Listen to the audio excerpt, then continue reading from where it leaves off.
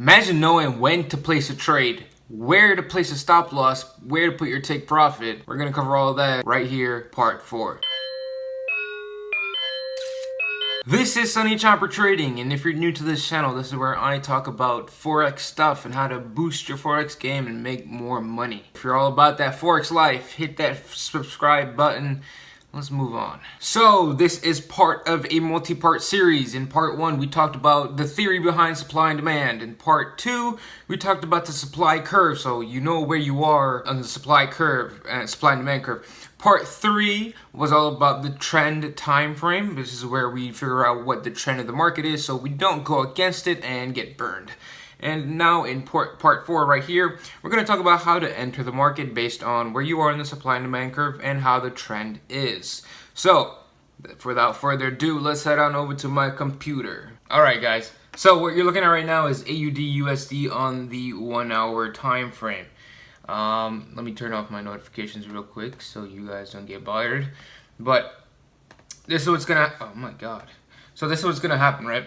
So, we're using the daily time frame as our curve, so we want to know where we are on the curve on this particular on AUD USD.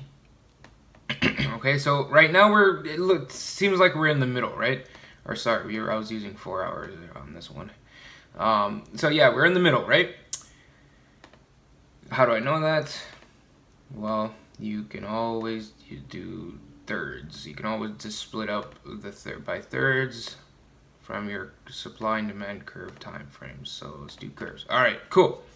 Confirmed, we are in the middle. Now we want to go on the 1 hour, and we want to figure out what the trend was. Right now, the trend right here was up, and it got broken by this supply zone right here. Okay, this is a 1 hour supply zone. Okay, now we want to drop to our execution time frame. This is where we're gonna start making trades, right? Now we know the trend, that the trend was up. It got broken, right, by this supply zone right there. You want to drop down to a 15-minute, okay? Now you want to figure out where the supply zones or demand zones, if that's the case, where are they on your execution time frame, right? So this is what I mean. On the 15-minute, this right here was one of our supply zones. Let me switch that to a 15-minute zone, okay? So the 15-minute zone show up in green, okay? So right here, as you can tell, the prices came back to that point, to our 15-minute time frame, and started to, and it just look, it just went right back. The market pushed it right back. So this is how we're gonna tie it all together. All right, 4 hour. We know that up here we are high on the curve right there, right? When prices are up here, it's high on the curve, right? All right. Drop down on the 1 hour, which is our trend time frame. Okay. Now we understand that the trend is upwards at this point in time, right? And then it got broken by this supply zone right here. You see how this uptrend was working, and then all of a sudden this supply zone came out of nowhere and just kind of like smashed it, right? Okay, so now we know that this supply zone is super powerful because it was enough to change the trend of the market, right? Now, when prices come back to that zone, right? When prices come back to the zone, we have it refined, so we get a better entry, right? So we know this is a supply zone within the hourly supply zone that broke the trend. By the way, you see how when prices came right back to it, the prices just went right back down because that zone was so powerful that it broke the trend, right? That's what you want to know. So here's the specifics, right? Now you figure out what the supply zone is on your entry time frame, right? So this is our supply zone on the entry time frame, right? Here's another one, this one right here. And usually you'll find that there's 1 or 2 or even sometimes 3 zones within the zone that broke the trend. And basically you can take any of them, and this depends on what your risk tolerance is. Do you want to be safe, or do you want to pretty much make sure that you get into the trade, right? If you want to make sure you get into the trade, take the first zone. Take the first zone that's available. If you want to be super safe about it, take the zone that's the farthest away. Okay. But here's a downside about taking the safe one. Sometimes it doesn't hit. Like in this case right here, it hit the first one and it just didn't even touch the second one. So if you place your order, your limit order on the second zone, it wouldn't have gotten triggered and you would have missed the trade. Okay. Now, that's where your entry is where the zone starts, right? So in this case, it would have been 75.25, right?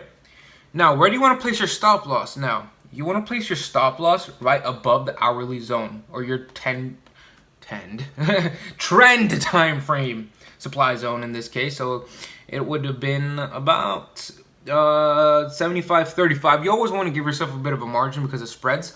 So 75.38, okay? And then you want to go back onto your execution time frame and you want to figure out where's the opposing the trend time frame, and you want to see where the opposing zone is. And in this case, the freshest opposing zone when it was up in this time frame was all the way down here, which, as you can see, prices came down here. So you would have placed your take profit at 74.92. Always give yourself a bit of a margin. So 74.94, and you would have definitely got that one. Oh yeah, you would have definitely triggered that take profit. So that's how you do a supply zone trade. You see, so let me just piece it all together back again, right? Let me just put it all back together, and basically I'm going to show you guys step by step what was going on and how you could have taken this trade, right? So let's go back to the 4 hour, right? This was our demand zone right here, and this was our supply zone right up here. This 4 hour supply zone, 4 hour demand zone. We draw our thirds, and we figure out where the prices are on the supply and demand curve. If it's high, then we want to look for sell orders. If it's low, then you want to look for demand or buy orders, right? If it's in the middle, you want to stick with the trend, always. Then we go to our 1 hour time frame, which is our trend time frame. And if you don't understand that, you want to go watch part 3. Then what you want to do is basically figure out what the trend is at that point in time, right? At that point in time when I took this trade, it was an uptrend, right? And then you want to figure out, was the trend broken, right? In this case, yes, it was broken. Sometimes it doesn't stop. Sometimes what's going to happen is the trend is just too strong and it carries through the supply or demand curve, and then you got to redraw your supply and demand curve. Okay? But in this case, yes, the trend was broken. So now we know that the trend is broken. Now we want to wait. This is where we wait to hit the ball, right? Then we go back to then we go down to our execution time frame, right? Which is usually a fourth of what your time frame is. So for 4 hours, it would go down to hour go down to 15 minutes, 15 minutes, it would go down to like 5 minutes. Okay? Then basically, you want to figure out where the supply zone is on the execution time frame. In this case, this was our supply zone, right? And like I said before, sometimes there's a couple or 2 or 3, even 4. Sometimes very rare if it's 4 or 3 or 4. You want to, and then based on your preference, do you want to be safe or do you want to make sure you get into the trade, but you might have a bit more risk, right? Then you place your trade, right? Let me go over the placing the trade, the limit order process again, because sometimes that's a very important part, and I want you guys to understand how this works, right? Okay. So if it's a demand zone, what you want to do is you want to take the top line, the top part of the zone, and you want to enter there, right? If it's a supply zone, you want to do the bottom part of the zone, enter there, right? And then you want to go to your trend time frame. You see where the zone is broken, and you always want to place your stop loss just a little bit outside of the zone. Always give yourself some margin, because spreads can be a little craphead sometimes. Many times on AUD, NZD have I been burned by spreads, and I don't like that. That's pretty bad. Okay. And then you want to put your take profit at the opposing zone, and you also want to leave a little bit of margin, because sometimes brokerages are crapheads. But I use ON, and I'm pretty much fine with those guys. And then that's about it. And after that, the video after this is gonna be straight up just risk management and making sure that you are in a profitable position. Because this is what's gonna happen. All right, you're gonna basically end up like losing some trades, and you're gonna end up winning some trades, right? You always want to stay in the winning. You always want to be staying in the green. And obviously, Sonny, like what, like you're probably thinking like, duh. But how do we do that? With a little bit of math, right? So there's something called risk and reward ratios, right? And basically, what you want to do is you want to position yourself in a risk to reward ratio, preferably always above 1. Why? What does that mean? So if you lost, let me tell you this, if you lost, if I told you for every 10 dice rolls, right? If you lose $10, right? Every time you win $15, right? Say that the probability of you winning is, let's go with 40%, right? And the probability of you losing is 60%. Let's do the math. 60% times $10, okay, like each time you lose is $10 lost. You have a 60% chance of losing, so 0.6 times 10 is 6, right? Now you have a 40% chance of winning, right?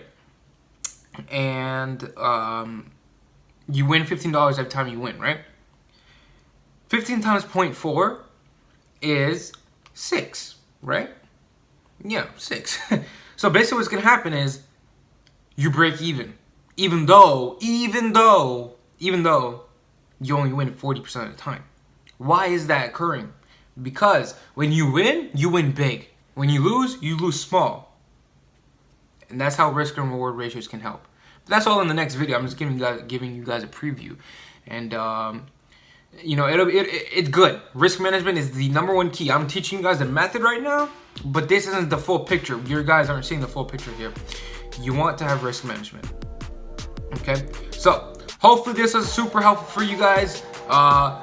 Go out there, make some trades, make some killer trades. I want you guys to put down in the comment section below what have you learned from this tutorial series, for the method at least, and what's your favorite part about it. And if you win any trades, come on guys, put them down there. I want to see you guys winning. So, this has been Sonny Chopper Trading. Peace. Percocet, Miley Percocet, Percocet, Miley Percocet.